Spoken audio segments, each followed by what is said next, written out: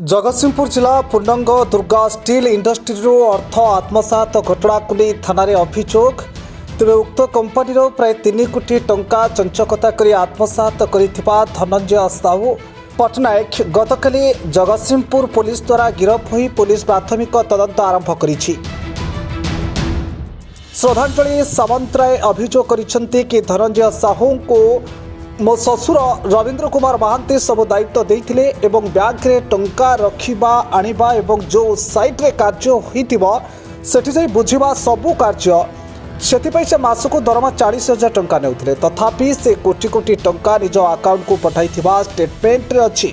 ए घटनार उपयुक्त न्याय पाइबा पई निवेदन करी कंपनी रो मालिक रवींद्र कुमार महांती गणमाध्यम आगे प्रतिक्रिया रखिछन्ती। फार्म रे दुर्गा स्टील इंडस्ट्रीज रे मोर भाणी जने काम करने आसी पहुँचता तो कम देली कम देला 19 मसीह 23 मसीह से 23 मसीहा पर्यंत कम कला 23 मसीह जो मुझे हिसाब पत्र ये से हिसाब से मागिली मत से रिजाइन दे मत हिसाब पत्र न दे समस्त पैसा बहुत हड़प कर बर्तमान तार सब निजस्व किसी धंदा कर मो पैसा गुड़ा सब कंपानी ट्रांसफर करके अलग अकाउंट को अलग अलग आड़े नहीं जाइए बर्तमान थाना अभियोग कर धरा थाना धनंजय साहू 3 कोटी टंका पड़े बोले से तो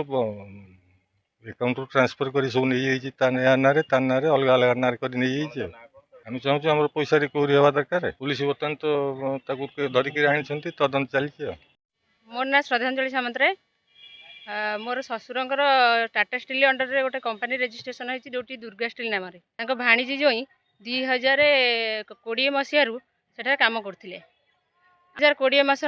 जो कोरोना समय आमर परिवार प्राय समस्त कोरोना हो जाता से समय आम टे से जगह स्थल को जापार जोटि आम आकाउंटा से अनुगुल ब्रांच रे आमर आकाउंटा स्टेट बैंक आकाउंटा था तेणु बापा कौन करती ब्लांक चेक किसी साइन करके दियंती जहाँ माध्यम से कौन कर आकाउंट को सब जाक पैसा हड़प कर नहीं